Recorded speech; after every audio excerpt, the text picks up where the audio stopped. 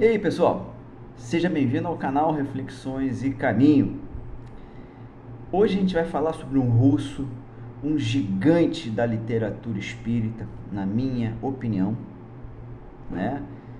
E a minha opinião é pautada em algumas fontes verificáveis que eu acho incríveis. Hoje a gente vai falar sobre um russo chamado Alexandre Aksakov. Ele reencarnou em 1832, desencarnou em 1903. Ele foi diplomata e conselheiro de Alexandre III, czar da Rússia. Bom, ele vai conhecer os fenômenos espíritas em 1855.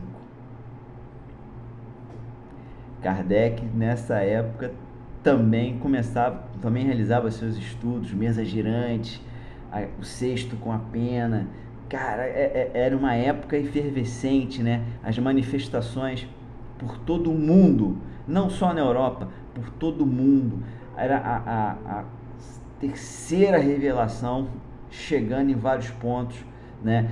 Claro, Kardec ele tinha a responsabilidade que a gente chama de responsabilidade maior, mas não era o único, não acontecia só na França, tá? Então, Aksakov também se via às voltas com os fenômenos espíritas, tá?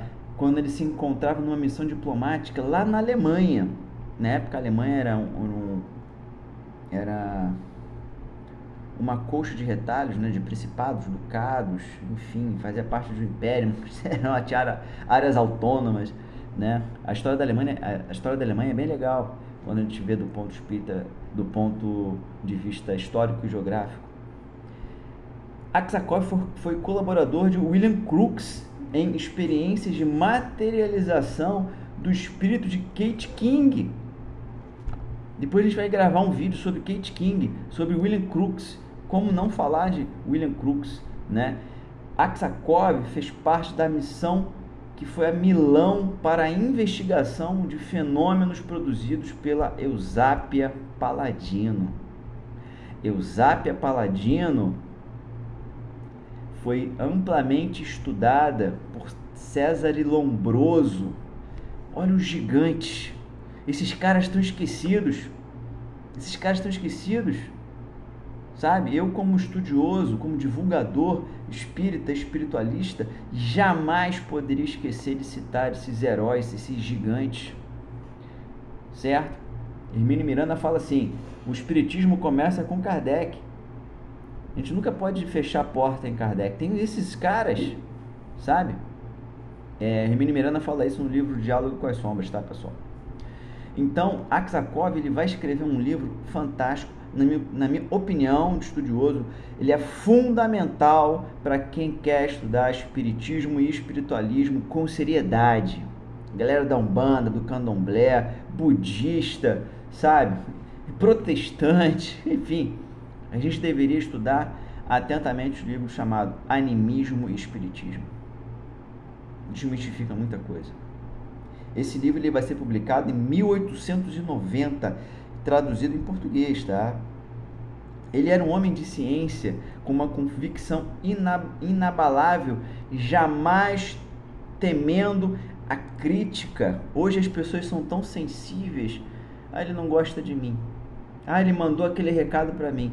Na palestra ele olhou para mim em determinado momento querendo me dizer alguma coisa. Aksakov adorava crítica. Kardec adorava crítica. Delane adorava crítica. Richer adorava crítica. Denis adorava crítica.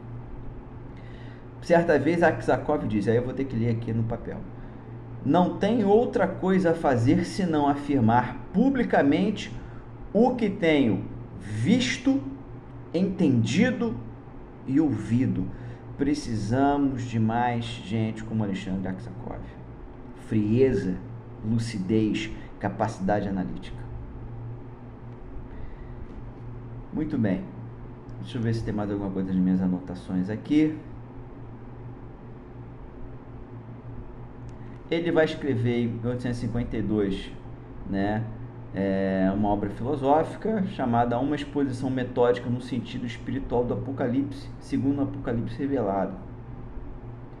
Depois ele vai Revelações da Natureza Divina, onde ele abre novos horizontes sobre as suas aspirações e tendências intelectuais, reconhecendo o mundo espiritual cuja realidade não mais duvidável. Aksakov não apenas ficou na parte escrita, ele cria diversos adeptos, desculpa que eu engasguei, como Douglas Home. Ele vai à Rússia, ele leva para a Rússia as primeiras noções de espiritismo, sabe?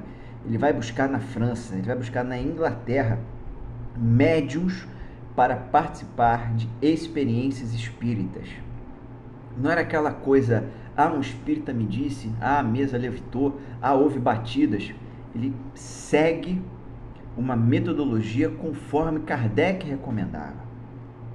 Isso é muito importante, certo? Ele ficou 25 anos a serviço do Estado, pororó. Enfim, eu acho que o mais importante para nós hoje falar de Aksakov é isso. A biografia dele é muito vasta. Eu fiz algumas anotações aqui, tenho uma biografia dele aberta aqui para ver se eu vou lembrando de alguma coisa, mas é muita coisa. Eu acho que não vale a pena provocar mais vocês. Acho que vocês têm que ler, sabe? Sobretudo animismo e espiritismo. Eu recomendo enfaticamente, nos meus grupos de estudo, eu falo, gente, estudamos as obras básicas, vamos pegar essa obra rapidinho, tá? Animismo e espiritismo, claro, tem Diálogo com as Sombras, tem a coleção André Luiz, tem Diversidade dos Carismas, né? Tem várias coisas boas, a Revista Espírita, o Problema do Destino do Seriador Leon Denis, o No Invisível. Olha quanta coisa eu estou falando aqui, mas Aksakov tem que fazer parte da nossa biblioteca, tá? Tem que fazer parte da nossa biblioteca. A gente não pode deixar ele ser esquecido como tem acontecido aí, tá bom? Então é isso.